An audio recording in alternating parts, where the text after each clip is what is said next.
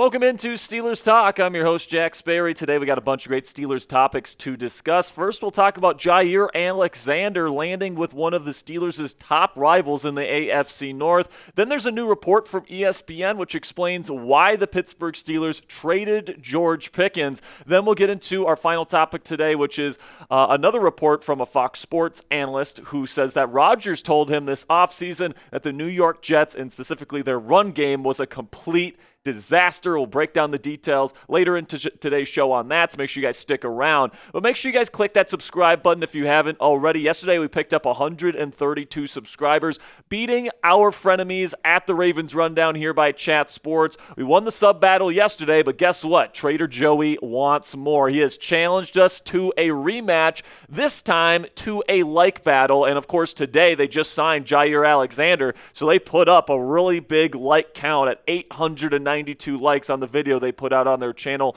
earlier today. My goal is to beat that and to get to quadruple digits here, get to 1,000 likes on today's show. So help us beat the Ravens today, and again, by clicking that thumbs up icon and liking today's video. So let's get into our first topic today, and it has everything to do with the AFC North and the Baltimore Ravens. The reigning AFC North champions just signed Jaire Alexander, one of the best cornerbacks in the entire National Football League, released by the Packers earlier this offseason, earlier this month, to a one-year deal worth up to $6 million with incentives.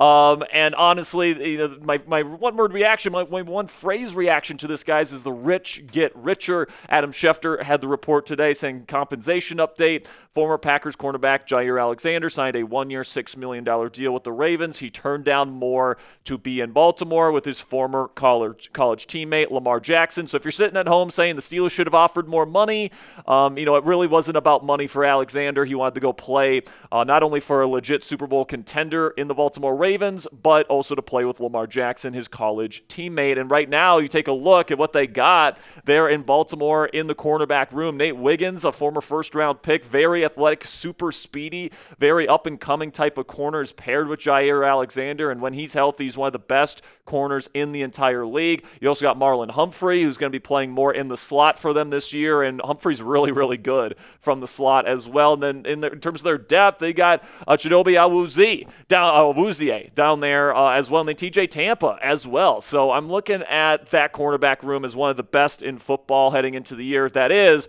if Jaire Alexander can stay healthy. And on paper, this is an absolute steal. You're getting somebody that we have discussed on the show as somebody that when he's on the field, he's one of the best corners in football, and you're adding it to a defense that's already a really good unit and really turned it on in the second half of the season last year. So as far as being a Pittsburgh Steelers fan, this isn't exactly great news, but there is a big looming question over Jaire Alexander's tenure with the Baltimore Ravens, and that is, will he be able to stay on the field and stay healthy? Over the last 4 seasons, there's only been 1 year where he has been able to play more than 7 games in a season. He's played 7 games exactly the last 2 years, and then he played 5 games 4 years back. He did play, I believe it was 16 games 3 seasons ago, but, he's certainly somebody that's had the injury bug bite him more than once, and it's definitely going to be a big question mark whether or not he can stay on the field for the Ratbirds this year. But the truth of the matter is, guys, the Baltimore Ravens, they're even more dangerous. Not only do they add Jaire Alexander, but Nate Wiggins is going to be more comfortable this year in their secondary. Marlon Humphrey gets to move back to the slot where he is much more comfortable. And then they also drafted Malachi Starks this year, who, as you guys know, is one of my favorite players in the entire draft. And they also have Kyle Hamilton, one of the best box safeties and bandit safeties in the entire National Football League. So this is a very menacing secondary that the Baltimore Ravens have been able to put together. That's just me being objective, guys. So the Ravens are definitely going to be a difficult team to bring down this year. But, I want to talk a little bit here about what the implications are for the Pittsburgh Steelers, because they have been linked to not only Alexander, but also Jaylen Ramsey in recent trade rumors here. And I think that the Pittsburgh Steelers, now that Alexander's off the market and, they're trying to match the Baltimore Ravens step for step here, it would not shock me if they make a move to trade for Jaylen Ramsey. Ricky at Slick Rick Scoops here, the People's Insider, did say a couple weeks back there that the Steelers have inquired both about Jaire Alexander and Jaylen Ramsey, and he does expect the Steelers to acquire one of them. Now that Alexander is now a Raven, happen, that only leaves Jaylen Ramsey. So I guess the pressure is on with our friend Slick Rick Scoops there. But if Ricky is right and Ramsey is the guy that the Steelers now turn their attention to, I could certainly see this happen for the Pittsburgh Steelers. All right, the Miami Dolphins and Jaylen Ramsey's relationship has completely dissolved. It certainly it seems like a foregone conclusion that eventually the Miami Dolphins will trade Ramsey to some NFL team this offseason. And if the Steelers are really dead set on getting, either Jaire Alexander, who's no longer an option, or Jaylen Ramsey, they could potentially get a deal done here soon. Ramsey is somebody that's been a really good corner in this league for a long time, even just last year, even though he's entering into year 10 and year 9 of his NFL career in 2024 with the Miami Dolphins. He was ranked the 10th best corner in football according to Pro Football Focus grading. He's also been ranked as the number 1 and been in the top 3 among corners in PFF grading throughout his career. The first time he did that was in 2017, and then he was once again the highest rated corner in football in 2021. And, I think that, when it comes to a cornerback that the Steelers could be willing to get and somebody that could actually raise the bar for the Steelers secondary here in the slot, Jaylen Ramsey's the type of guy that can do that. He's an excellent blitzer. He's extremely physical. He plays with great instincts in the middle of the defense, and with as much nickel as defenses are playing in the National Football League, even the Steelers at this point in time, having a true nickel star player here in this defense would certainly be an upgrade over Beanie Bishop Jr. With all due respect to him, he's had a good offseason, but Ramsey would take that position to a whole nother level, and he's played some of his best football in his career, specifically with the Los Angeles Rams, where he played in the slot a lot. So he's somebody that I think if you bring him in here, he's going to be your true number 1 corner in this defense, and he's going to be playing in the slot when you're in your nickel formations. They call that the nickel star position. That's the one that, he's been playing the last several years, and he's really, really good at. And then Joey Porter Jr. will be on the field every single down as an outside cornerback. And then my expectation is when they're in their base formations, it'll be Jaylen Ramsey and Joey Porter Jr. on the outside. But when they're in their nickel formations, when they have 3 cornerbacks on the field, that's when they bring in an older Darius Slay to rotate in as an outside corner while Jaylen Ramsey moves to the interior. So I think that this would be one of the better cornerback rooms in the National Football League if the Pittsburgh Steelers are able to pull it off. But a question that you probably have on your mind right now at home is, what will it cost the Pittsburgh Steelers to bring in Jaylen Ramsey? Well, in terms of the money, you have to pay him $21.1 million in cash this year. We'll see if the Steelers and their ownership is going to be willing to pay that price tag. But in terms of the cap hit, it's not as much. It's just about $6 million against the cap this season to get Jaylen Ramsey. Now, he has a bunch of years left on his current contract, all right? So you are inheriting those years on his deal, but there's no guaranteed money after this season. So essentially, if you trade for him, you have him for a 1-year deal where you expect to cut him next offseason, and if he works out, you can sign him to a new deal, whatever the case may be. But if he doesn't work out, it's a 1-year rental, and he's hitting the free agency market.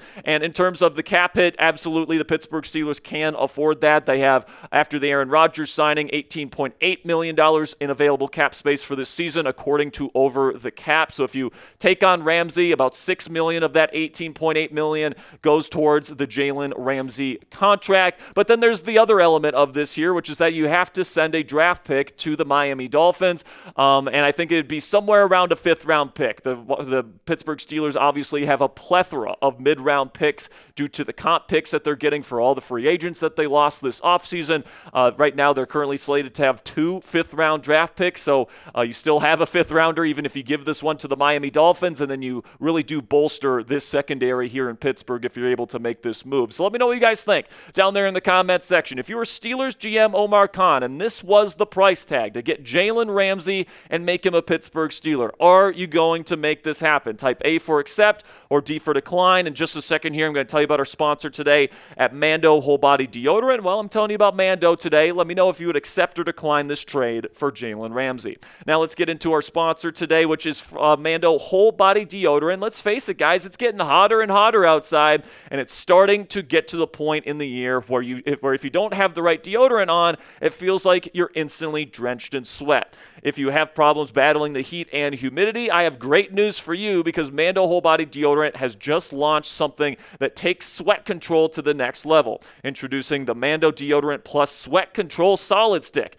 It's double protection. Finally, you get the odor control you love with Mando plus powerful sweat control. Don't wait. Grab yours now at shopmando.com and experience the double protection of Mando Deodorant plus sweat control. This isn't your typical deodorant, guys. It has clinical strength, which means it is 2 times better at controlling sweat than your standard deodorant. And it doesn't just mask odor, it prevents it. 100% of study participants experienced all-day odor protection, and unlike other deodorants loaded with chemicals, Mando uses only premium ingredients like gentle mandelic acid to keep you fresh and dry all day long. Guys, I use Mando deodorant every single day. I love their bourbon leather scent. I actually brought my stick to the office today to show you guys that this isn't just an ad placement. Like, I really do use Mando products every single day. I even use their body wash every single day also in that bourbon leather scent, but they got a bunch of different scents for you guys to enjoy as well. Pro Sport,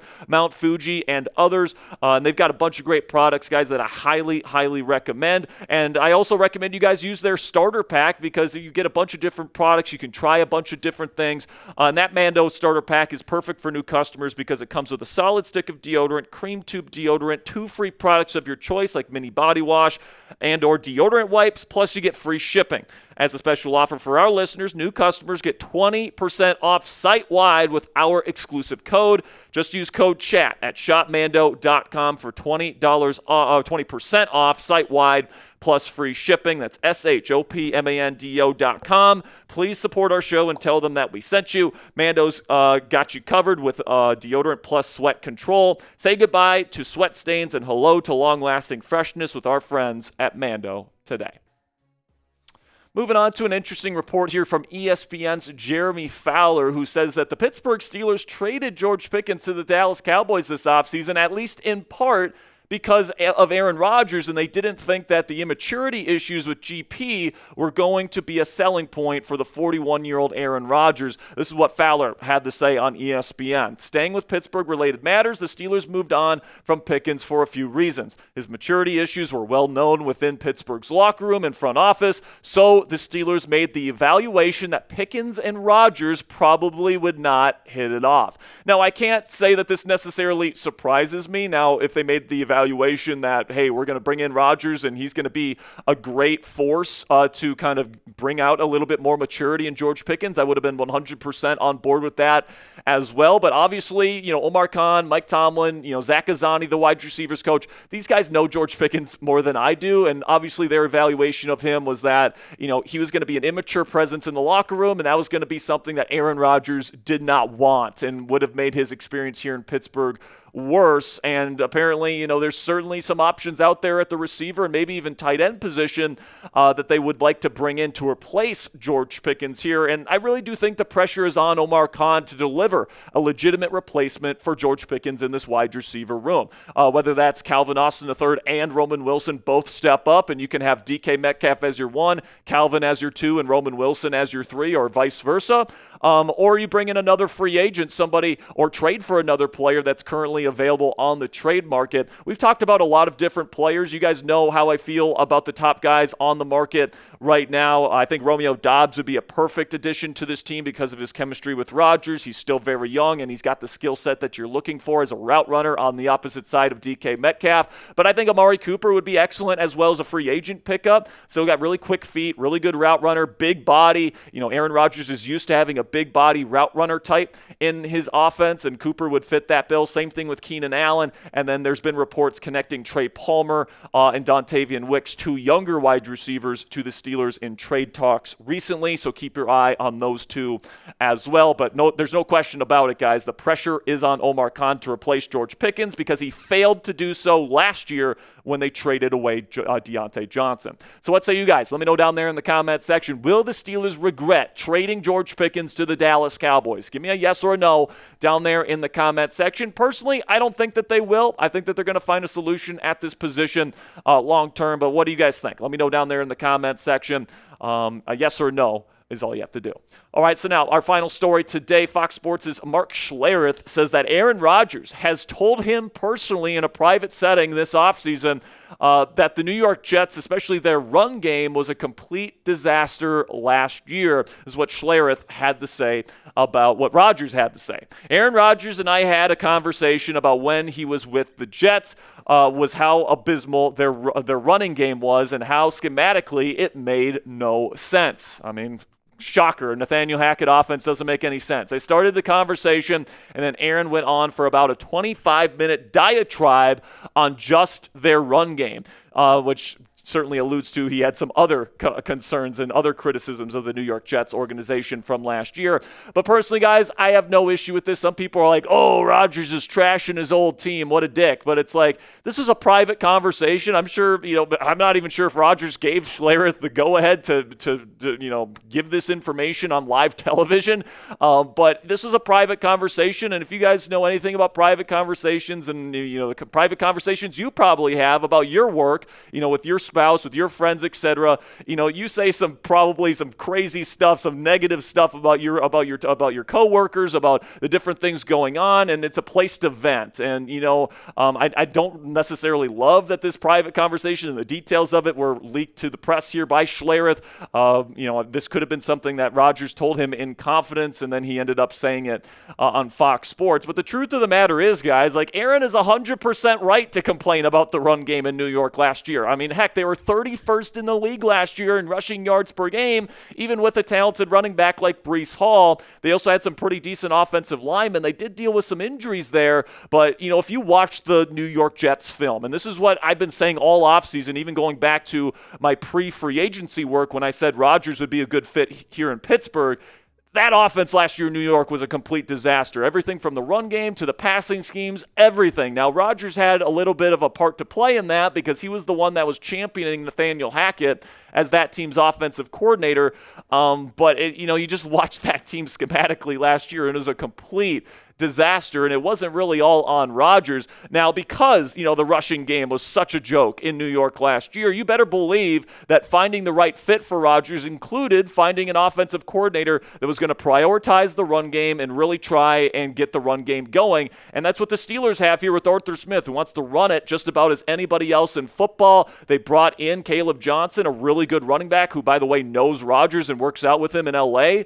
To replace Najee Harris. You also have Jaylen Warren, who I still very much believe in. So it appears that Rodgers, at this point in his career, understands he needs a run game to help him out. All right, he knows he's not the MVP caliber quarterback he used to be, and it was important for him to find a team where he believes is going to give him the support in the running game to open up play action, do all the different things that he can still do at a high level at this point in his NFL career. And I also think, another thing that he didn't get in New York that he is going to be getting here in Pittsburgh is coaching stability. All right, Mike Tomlin, as it currently stands right now, is the longest tenured head coach in American professional sports, with almost 2 decades of work as this team's head coach. And then Arthur Smith is now heading into his second year. He is fully entrenched as this team's offensive coordinator. So having that stability in the coaching room and in the coaching staff, I think, is important to Rodgers, because he didn't have that in New York. He didn't have a run game in New York. And frankly, he didn't have a defense in New York either. They were 29th in scoring defense last year when Robert Saleh got fired,